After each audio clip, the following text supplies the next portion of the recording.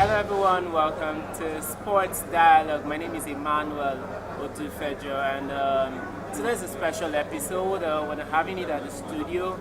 We're having it right here at the Federal Palace Hotel. There's been a conference for sports betting and a whole lot of stuff, but I won't go into that. I will allow my special guest today to introduce herself and tell us why we are here having this edition at the Federal Palace Hotel. So please tell us your name and what's this event about? Good morning, my name's Christina Thakor-Rankin and I have the honour of chairing the West Africa sports betting event held at the Federal Palace Hotel and Casino in Lagos.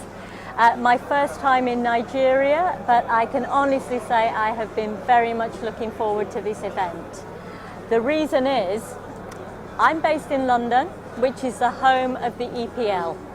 I actually feel where I am right now is the spiritual home of the EPL. I think the amount of passion, enthusiasm and dedication that Nigerian sports fans have towards the English Premier League is unrivaled and unparalleled anywhere in the world outside of the UK. And in fact, when you look at the English Premier League and you look at the stars, without Africa, the EPL would not be the EPL.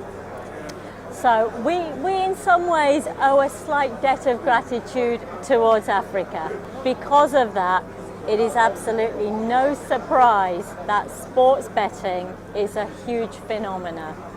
When your star players come from Africa, it is only natural that the Africans want to show their support. And that's what we're seeing in Nigeria, it's what we're seeing in West Africa, and it's what we're seeing in East Africa. We're seeing that enthusiasm for football transcending through to a leisure and entertainment activity where you can show your support, you can show your knowledge, you can show your acumen, and you can be financially rewarded for it. We're here to talk about and explore the opportunities of a regulated betting and gambling sector, not just in Nigeria, but all of West Africa. As Akin, who is the head of the Nigerian Bookmakers Association, said, it's like food. When there is not enough food, people still eat. Gambling is the same. You have opened the Pandora's box of betting and gambling. You cannot shut the box. So what you then do is take steps to protect the people who gamble. You take steps to protect the integrity of the sport. And what you do is take steps to build a Nigerian betting and gambling sector for Nigeria by Nigeria. Does that give you an overview of what we're here to do? Definitely. But a follow-up question would be around, like we said offline, in Europe, it's so much in your face. You see how a lot of betting companies have been sponsoring football and all the sports, but It's not the same in Africa and maybe more predominantly in West Africa. So why is it taking so long? Why did it take so long for an opportunity like this to be addressed? Why are we having this conference now? Why is this opportunity being taken right now? Okay, well, I think it's a couple of things. And the first thing I would say is, yes, it feels like progress has been slow, but actually when you look at how quickly things have moved in just 3 years in Nigeria compared to the 20 or 30 years around the rest of the world, actually Nigeria's moved pretty quickly. West Africa, East Africa has moved pretty quickly. What I actually see is a huge number of similarities between the Nigerian market and the European markets. In the UK, the driver towards the popularity of sports betting was something called Sky TV. I don't think it's any coincidence that DSTV has been a driver for the popularity of sports, just generally in Africa. And betting is a natural offshoot of enjoying that sport. It's all about your opinion, your knowledge, your skill and judgment being better than somebody else's and being rewarded for it. I think there are challenges, but Nigeria and West Africa is no different to everywhere else in the world when it comes to those challenges. I think the sector has actually been pushed and evolved as a result of DSTV. The reason for the difference between the evolution and the widespread reach of betting and gambling within the UK and European markets compared to Africa is the power of the internet. Right now, the only restriction I see in Africa is the cost of data. It costs money to be able to stream on your phone, to be able to play for any long period of time on your phone. I firmly believe that is a short-lived challenge. Technology is moving, innovation is coming.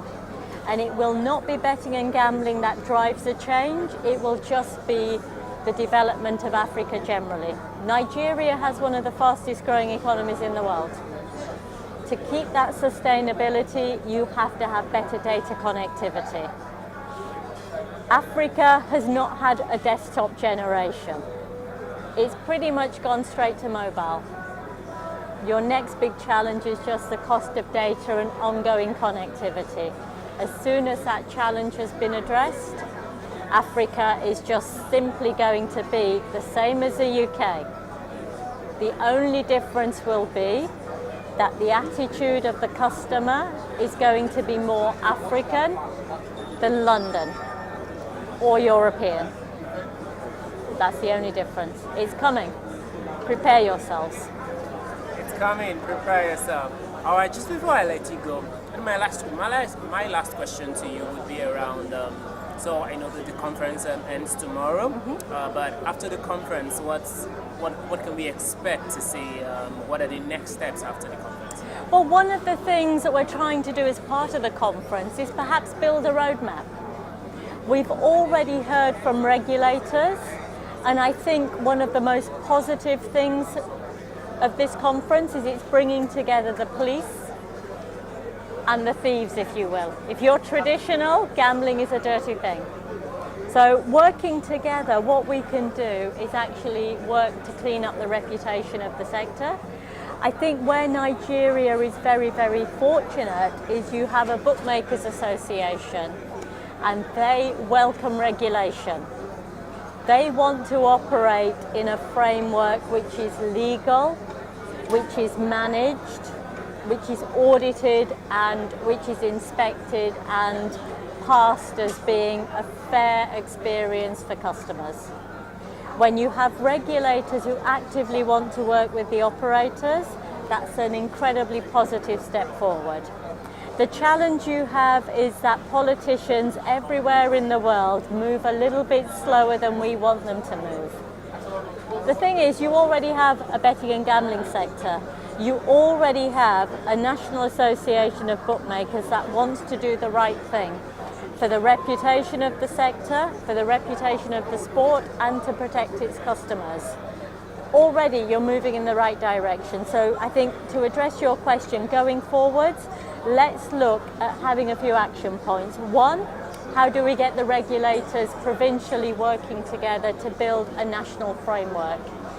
How can the operators work with the regulators to develop an industry which is not betting and gambling, is gaming and entertainment, which looks at bringing investment into Nigeria and which looks at building a sustainable sector which is good for the customer, it's good for the operators, it's incredibly good for sport in Nigeria.